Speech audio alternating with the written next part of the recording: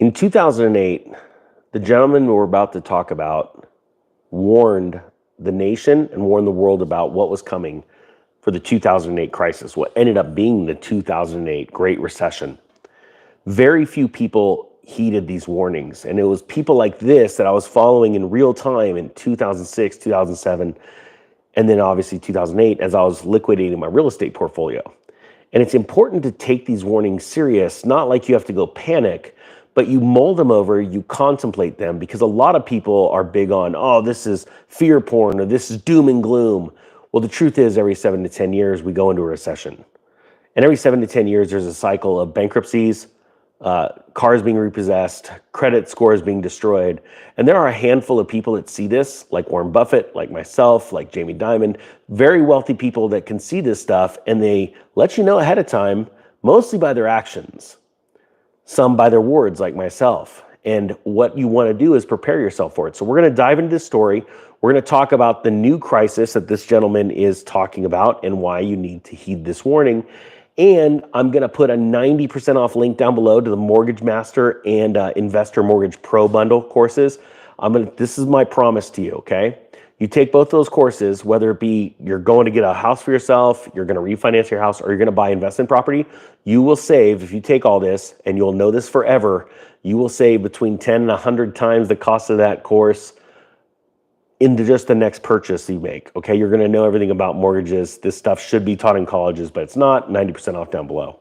All right, the story's out of Market Watch. It says, the financial crisis era parallels seen as Steve Diggle returns to the volatility business. It says Steve Diggle's Atris was once the biggest hedge fund in Asia in the era of the global financial crisis and The Big Short. Remember that movie?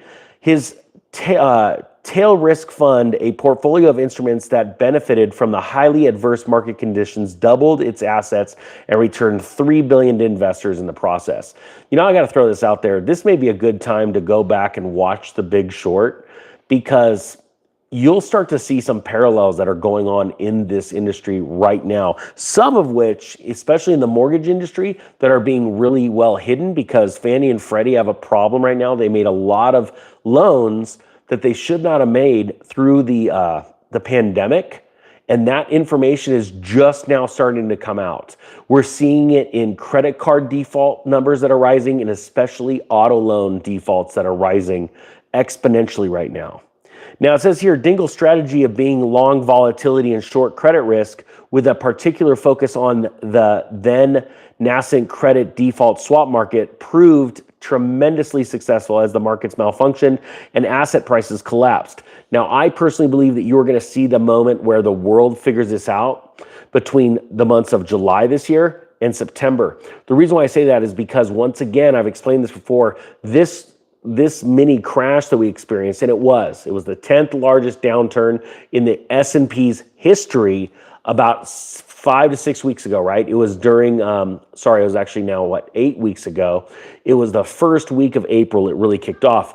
Well, that was the first week of the second quarter, meaning that in July, we're going to see all the numbers coming out of hedge funds, banks, lenders that witnessed and experienced margin calls, okay? This is very serious. When that data comes out, just like what happened to the FTX scandal that imploded the banking sector when Bitcoin and crypto took a big price dump a couple years back, the amount of time it takes for information to get to the public and then there be a subsequent panic, it takes a certain amount of time. So you get to witness this, and to everyone that's been hitting the subscribe button in the last 3 days, thank you so much. You're going to be able to remember, because there's a lot of people, as a matter of fact, watch this. To all my subscribers that watched me call the banking crisis 3 to 6 months prior because of the 2 quarters they came out with because of FTX, type 1 down below. If you're new to the channel, you're going to see the exact same thing, but even on a bigger scale than what we went through in 2023 with the banking crisis. And you could see all the people that are typing this out. And the reason why it's really important is because you need to understand where you get, you have to value, how do I say this right? So many people are getting their information from headlines. They don't read the whole story.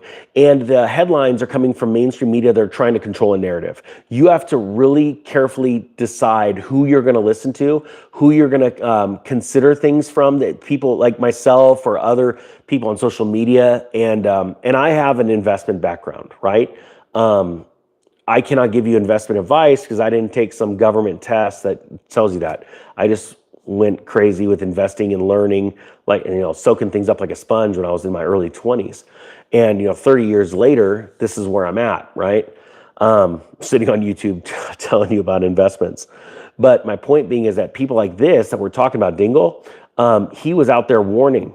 It says here, Dingle closed his long volatility fund in 2011 when unprecedented and concerted quantitative easing by the world's largest central bank depressed volatility to such an extent that the blueprint was no longer applicable. Now, this makes sense because after the 2008 crisis, the Fed went long on everything and just started buying up and gobbling assets and putting on their balance sheet, only later, secretly, to put it into your pension fund. So these crap investments are actually weighing down your pension funds still to this day. But most people don't understand how that works. So why would you have a volatility fund when there's no volatility because the Fed's there? But see, if you look at the VIX, which measures volatility in the indexes, you need to understand that that is coming back into play now. And so to go long volatility is actually almost a no-brainer because we have geopolitical risks. We got a president in the White House that's running things like a wrecking ball, and I personally absolutely love it. Type yes or no if you agree with that. Do you agree? Are you happy to watch the current presidential the White House, the current White House, running through our government like a wrecking ball? I'd be typing yes, but if you don't like it, then you're probably not going to like this channel anyway because it's already just going crazy. We're definitely different, all of us people. Guys, type 100 if you're definitely different. You're like a wrecking ball and you want to go crush it during this. And thanks again to everyone that's hit the subscribe button. Seriously, I'm so grateful. All right, now, right here, things have moved since 2011, though, and Dingle thinks the time is right to reinstate his strategy. So he's going to go long volatility. He says, this is a direct quote, I see a lot of the same complacency and mispricing of risk we witnessed before the global financial crisis began to bubble in 2007, he told Market Watch in an interview. Now, I knew about the global financial crisis starting in 2005 because Germany going into a deep recession, and that wave hit our mortgage-backed securities and our credit default swaps actually in mid-2005, early 2006. But why people like Steve Dingle talk about 2007 is because, to be honest with you, you've got to come down a level to be able to meet most people's expectation of reality when it comes to financial instruments and markets. I don't know an easier way to say that. Does that make sense? Yes or no? I'm just curious. So when we use examples, we use the 2008 recession as an example, yet the definition of recession is 2 or more quarters of falling GDP, and that measures, that's in the past. So everyone talks about the 2008 financial crisis, but it's because that in 2008 was when the world finally woke up. You had Bear Stearns close their doors, a massive financial institution that had been around for pretty much a century, in the spring, and then the subsequent fall of Lehman Brothers, that was the sacrifice right there. That was the sacrificial bank. Lehman Brothers, they saved everything else, but something's got to go. We've got to have, someone to blame. All right. So that's the thing. That's when everybody woke up. So you're experiencing that right now, right here and now. You just experienced the 10th largest stock correction in history. Just, that didn't happen in 2007. You didn't have a time where you can go back in 2007 and say, or early 2008 and go, well, we just had a massive downturn. Okay, that didn't happen. It was slightly going down. All the indexes were slightly selling off little by little for about a year and a half, until it finally had a subsequent one-day drop of 7%, and the Dow dropped actually 777 points that one day. That's a miracle, actually, just, that had to do with the Shemitah. Lots, a whole nother video, okay? But so Steve Dingle here is saying, I see a lot of the same complacency and mispricing. It's all over the news. Well, not really, but it's true that these stock PE ratios are at just stupid, ludicrous numbers, yet people keep buying them. You've got a bunch of YouTubers that are out there racing around going, buy index funds, buy index funds. You're like, you guys don't even know. You haven't even lived through a correction, let alone a mini depression. And that's what we're heading into. And that's not what's it called? Clickbait. That's not doom and gloom. That's the difference of somebody that could see farther ahead based off of how much, and I'll give you an example. I'm looking farther ahead than most people because I have looked deeper into the past and into different economic cycles. That's just the truth. Now he says here,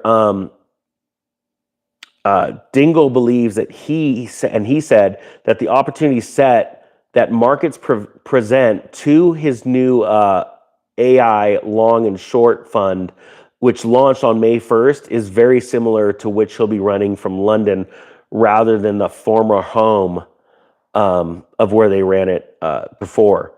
He says in 2025, financial markets are riddled with several fault lines, but now the bubble and the dangerous leverage is centered on private equity and private credit.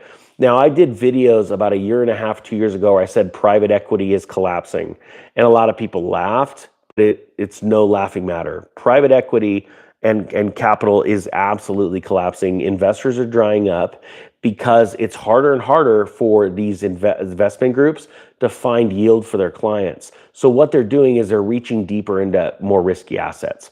I don't want to go too long on this. I think it's very important that everybody start to seriously learn about the mortgage industry, because your access to loans and how much it costs to get a loan. Most people don't even think about this when they go buy a house, they refinance their house, they go get a rental. You know, that's the easiest way to tap capital for most Americans, right? And most Americans' wealth is stored up in their home, or the perceived value of their home, right? So learning how to get the best interest rates, the lowest down payments, the lowest or paying no fees, especially erroneous fees.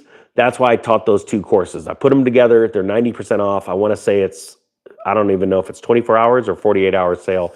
The link's down below if you want to take a look at that. But once you learn this, it will be the most valuable course you've ever taken in your life, because this stuff isn't taught in college. All right. Thank you again to everyone that's hitting the subscribe button. We're getting close to 600. I'm so excited. Have a great day. The Economic Ninja is out.